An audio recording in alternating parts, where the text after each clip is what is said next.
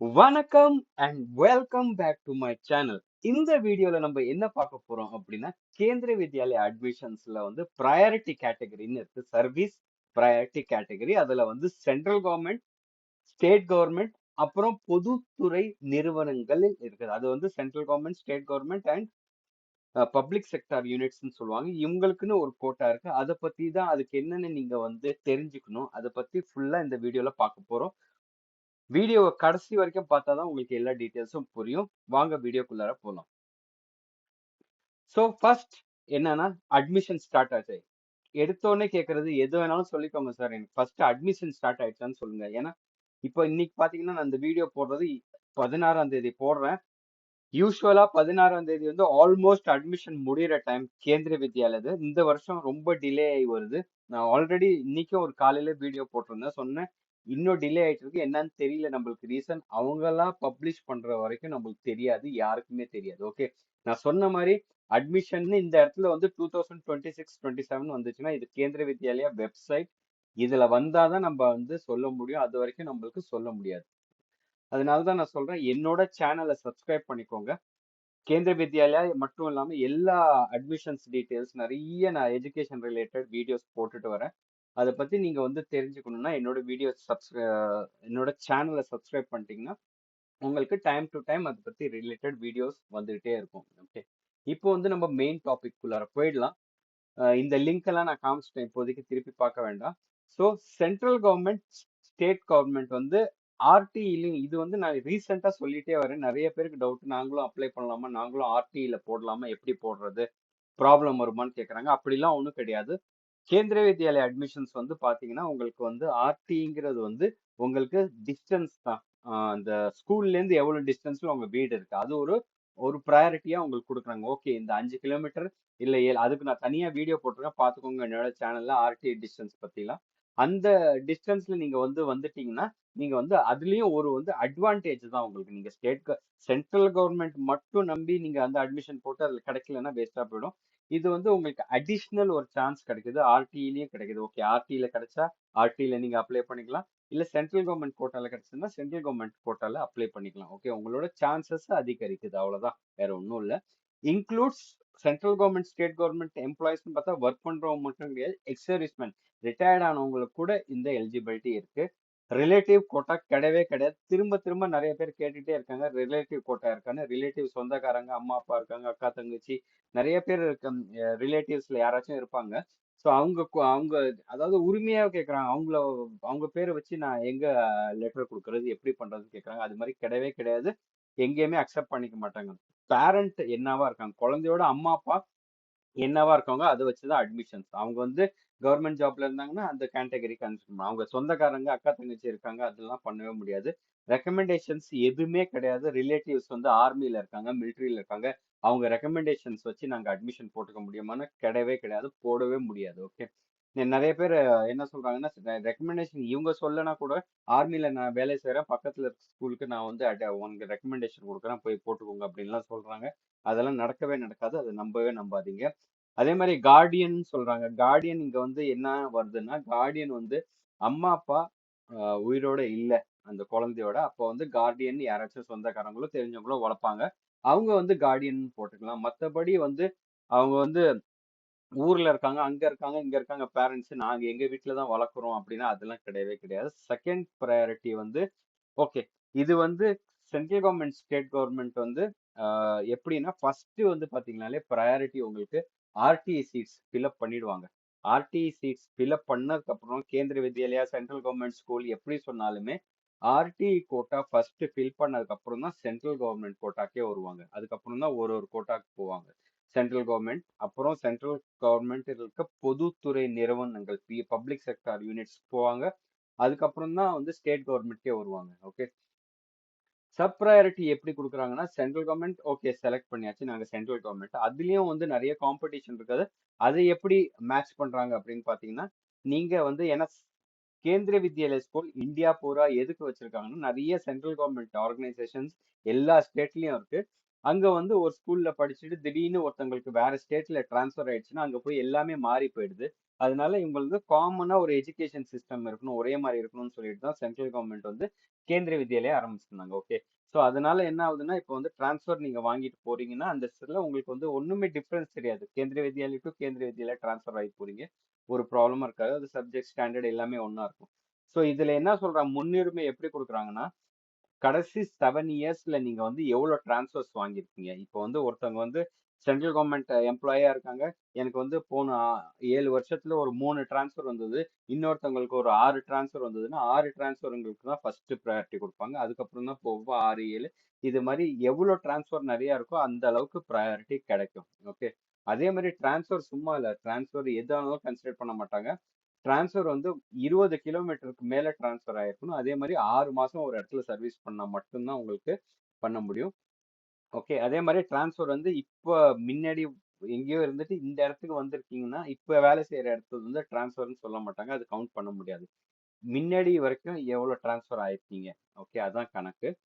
So இது வந்து transfer details வந்து கொஞ்சம் குழப்பமான விஷயம். நிறைய பேர் கேட்பீங்க. அதுக்கு நான் தனியா ஒரு வீடியோ போட்டிருக்கேன். இந்த லிங்க்ல நீங்க போய் பாத்தீங்கன்னா டிரான்ஸ்ஃபர் டீடைல்ஸ் எப்படி என்னன்னு ஃபுல் டீடைல்ஸ் உங்களுக்கு புரிஞ்சிடும்.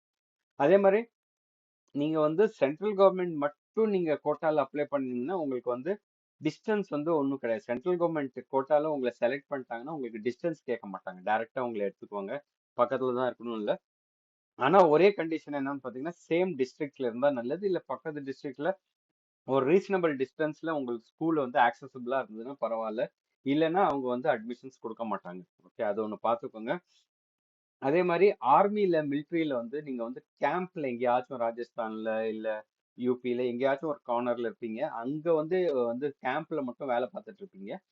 அப்ப வந்து ஃபேமிலி வந்து நீங்க ஒரு இடத்துல விட்டுட்டு போயிருப்பீங்க. இப்ப தமிழ்நாடுனா மதுரையில அங்க இங்கன்னு ஃபேமிலி இருந்துட்டு இருப்பாங்க. அவங்களுக்கு வந்து எப்படி அட்மிஷன் போடுறதுன்னு கேட்டீங்கன்னா, அவங்க வந்து அந்த இடத்துல இருக்கிற அட்ரஸ் போட்டு அவங்க கொடுத்துக்கலாம். அவங்க சொல்லலாம், ஹஸ்பண்ட் வந்து கேம்ப்ல அங்க ஆர்மியில வேலை பார்க்குறாங்க. அதனால இங்க அட்ரஸ் போட்டு நாங்க அப்ளை பண்றோம்னா ஓகே பண்ணிக்கலாம். அதுக்கு ஒன்றும் பிரச்சனையே இல்லை. அதுக்கு வந்து நீங்க டிஸ்டன்ஸ் எதுவுமே கேட்க மாட்டாங்க. மீன்ஸ் இங்க தான் இருக்கணும்னு சொல்ல மாட்டாங்க. அதே மாதிரி usually KV to KV transfer வந்து கவர்மெண்ட் எம்ப்ளாயிஸ்க்கு வந்து ரொம்ப ஈஸி. நீங்க டிரான்ஸ்ஃபர் ஆர்டர், டிரான்ஸ்ஃபர் சர்டிஃபிகேட் எல்லாம் கொடுத்துட்டீங்கன்னா, ஆத்தென்டிக்கா உங்களுக்கு ஆர்டர் இருந்ததுன்னா நீங்க இந்த ஸ்கூல்ல இருந்து இன்னொரு ஸ்கூலுக்கு வந்து டிரான்ஸ்ஃபர் வாங்கிட்டு போயிட்டே இருக்கலாம். இதே ஆர்டிஆ இருந்தா நிறைய ப்ராப்ளம் வருது. ஸோ இந்த டிரான்ஸ்ஃபர் டீடைல்ஸ்க்கும் ஒரு தனியா ஒரு வீடியோ போட்டிருக்கேன். அதை பார்த்துக்கோங்க. ஓகே. அதே மாதிரி சென்ட்ரல் கவர்மெண்ட் பப்ளிக் செக்டர் நான் சொன்ன மாதிரி ஆர்டி போயினதுக்கு அப்புறம் சென்ட்ரல் கவர்மெண்ட் வரும். அதுக்கப்புறம் சென்ட்ரல் கவர்மெண்டோட பப்ளிக் செக்டார் யூனிட்டுக்கு தேர்ட் ப்ரையாரிட்டி, 3வது ப்ரையாரிட்டி கொடுப்பாங்க. அதுக்கப்புறம் இருக்கிற மிச்சம் சீட் இருந்ததுன்னா ஸ்டேட் கவர்மெண்ட்க்கு வரும், ஃபோர்த் ப்ரையாரிட்டி. அதே மாதிரி அதுக்கப்புறமும் இன்னும் மிச்சம் சீட் இருந்ததுன்னா ஸ்டேட் கவர்மெண்டோட பப்ளிக் செக்டார் யூனிட். அதுக்கப்புறம் எந்த ப்ரையாரிட்டியும் வராது. அதுக்கப்புறம் ஜென்ரல் வருது. அதுல வந்து இது வரைக்கும் யாரும் சீட் வாங்கினதா நான் கேள்விப்பட்டது இல்ல.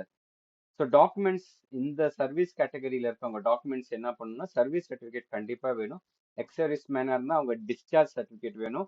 இல்லைன்னா டிரான்ஸ்ஃபர் சர்டிஃபிகேட், டிரான்ஸ்ஃபர் பண்ணீங்கன்னா டிரான்ஸ்ஃபர் சர்டிஃபிகேட், டிரான்ஸ்ஃபர் ஆர்டர்ஸ் வேணும். ஓகே. இது வந்து எக்ஸ்ட்ரா சர்டிஃபிகேட் வேணும். மற்றபடி குழந்தையோட birth certificate, photo, Aadhaar card, address proof இதெல்லாம் அடுத்த டாக்குமெண்ட்ஸ். இது வந்து மெயினா நீங்க வந்து கவர்மெண்ட் பொசிஷன்ல இருக்கீங்கன்னு சொல்றது ப்ரூவ் பண்றதுக்கான டாக்குமெண்ட். ஸோ சீட்ஸ் எப்படி பண்றாங்க, number of sections. Okay. Seats ஒரு ஆர்டியில வந்து ஒரு கிளாஸ்ல வந்து டோட்டல் பர் செக்ஷன் வந்து 40 சீட்டுன்னு கணக்கு வந்தா 25% வந்து ஆர்டியில கொடுக்குறாங்க. 10 சீட்டு ஆர்டியில போயிடுது. மீதி சீட்டு தான் வந்து 30 சீட்டு தான் வந்து சென்ட்ரல் கவர்மெண்ட், ஸ்டேட் கவர்மெண்ட் அவங்களுக்கு தான் போகுது. ஓகே. ஸோ எக்ஸாம்பிள் இப்போ பார்த்தீங்கன்னா உங்களுக்கு ஒரு கேவில 2 செக்ஷன் இருந்ததுன்னா 80 சீட் ஆயிடும். ஆர்டியில 20 சீட்டு போயிடும். பேலன்ஸ் 60 சீட்டு சென்ட்ரல் கவர்மெண்ட், ஸ்டேட் கவர்மெண்ட், இந்த இந்த சீக்வன்ஸ்ல அப்படியே வரும். ஓகே. ஸோ அதுலயே வந்து நிறைய பேர் நான் இது வரைக்கும் பார்த்துருக்கேன். பிஎஸ்யூ வந்துட்டு ஸ்டேட் ரொம்ப கம்மியா தான் வருது. இந்த 2 இதுல ஆர்டியிலேயே சீட்ஸ் முடிஞ்சிடுது. ஓகே. அதுலயே ஹெவி காம்படிஷன் இருக்கறனால அதுலயே முடிஞ்சு போயிடுது. இப்போ வந்து நம்ம மெயினா பார்க்கும்போது சென்ட்ரல் கவர்மெண்ட் வந்து நிறைய பேர் கேட்கறாங்க எது வந்து category central government, pure central government வரும்னா சென்ட்ரல் கவர்மெண்ட்ல நீங்க ஆர்மி, ஏர்ஃபோர்ஸ், நேவி இங்க பார்த்தீங்கன்னா பெரிய லிஸ்ட் இருக்கு. Paramilitary, BSF, CRPF, CF, NCRT, ISRO, DRDO, CSIR, ஆர்பிஐல வேலை பார்த்தீங்கன்னா railways, postal, customs, income tax, central government இன்ஸ்டிடியூஷன்ஸ்லாம் இருக்கு. பெரிய பெரிய இன்ஸ்டிடியூஷன்லாம் இருக்கு. யூனிவர்சிட்டிஸ் இருக்கு. அவங்கலாம் என்ன கவர்மெண்ட் அதாவது ஹாஸ்பிட்டல் இன்ஸ்டிடியூஷன்ஸ்லாம் இருக்கு. அவங்கலாம் வந்து அதுல வருவாங்க. அதே மாதிரி சென்ட்ரல் கவர்மெண்ட் மினிஸ்ட்ரிஸ் கீழே வர்றது எல்லாமே சென்ட்ரல் கவர்மெண்ட்ல வந்துரும். அதே மாதிரி பப்ளிக் செக்டர் இதெல்லாம் எக்ஸாம்பிள் தான் சொல்றேன். இன்னும் நிறைய இருக்கும். அதே மாதிரி அது சென்ட்ரல் கவர்மெண்ட்ல வேலை பார்க்கறவங்களுக்கு தெரியும். ஆயில் அண்ட் நேச்சுரல் கேஸ் இதெல்லாம் வந்து பப்ளிக் செக்டார் பொதுத்துறை நிறுவனங்கள். Oil and natural gas, Indian oil, steel authority, BHEL, State Bank of India, எல்லா நேஷனல் பேங்க்ஸ் எல்லாமே பப்ளிக் செக்டார் யூனிட்ல வரும். அதனால அவங்க வந்து ப்ரையாரிட்டி த்ரீல போயிடுவாங்க. ஆர்டி முடிஞ்சு சென்ட்ரல் கவர்மெண்ட் முடிஞ்சு சென்ட்ரல் கவர்மெண்ட் பப்ளிக் செக்டார் யூனிட்ல வருவாங்க. அதே மாதிரி எல்ஐசி. ஸோ பாத்தீங்கன்னா இவ்வளோ கேட்டகரிஸ்ல இருக்க மக்கள் வந்து அப்ளை பண்ணாங்கன்னா ஆட்டோமேட்டிக்கா இந்த சீட்ஸ் எல்லாம் ஆல்மோஸ்ட் காலி ஆயிடும். அதுக்கப்புறம் மிச்சம் வர்றது ரொம்ப கஷ்டம். அதுக்கப்புறமும் ஒரு சில இடத்துல ஸ்டேட் கவர்மெண்ட்க்கு வந்துடுது. அதை தாண்டி state government public sector unit வர்றது ரொம்ப கஷ்டம். So state government public sector unit நீங்க பார்க்கணும்னா லிஸ்ட் இங்க பார்த்துக்கோங்க. இது வந்து நான் சாட் ஜிபிடில எடுத்தேன். நான் வந்து இது பெருசாக்கி காமிக்கிறேங்க. இங்க பாத்தீங்கன்னா தமிழ்நாட்டுல சில பேருக்கு டவுட் இருக்கு என்ன எந்த எந்த கேட்டகரியில வரும்னு. ஸோ சிம்பிளா நீங்க வந்து எப்படி வரீங்கன்னு கேட்டீங்கன்னா இது வந்து உங்களோட ஹெச்ஆர் டிபார்ட்மெண்ட் இல்லைன்னா அட்மின் டிபார்ட்மெண்ட்ல கேட்டீங்கன்னா நாங்க டைரக்டா ஸ்டேட் கவர்மெண்ட்ல வரோமா இல்ல ஸ்டேட் கவர்மெண்டோட பப்ளிக் செக்டார் யூனிட்ல வரோமான்னு நீங்க வந்து அவங்கள்ட்ட கேட்டு தெரிஞ்சுக்கலாம். நிறைய பேருக்கு அது எம்ப்ளாய்க்கு தெரிய மாட்டேங்குது, என்கிட்ட கேட்டுட்டு இருக்காங்க. ஸோ இங்க டைரக்ட் பப்ளிக் இது வந்து பப்ளிக் செக்டார் யூனிட்ஸ் லிஸ்ட் இது. So industrial public sector unit இதெல்லாம் பார்த்துக்கோங்க. ஹை லெவல்ல டிஎன்இபி வந்து public sector unit, Tamil Nadu development corporation, Tamil Nadu small industries.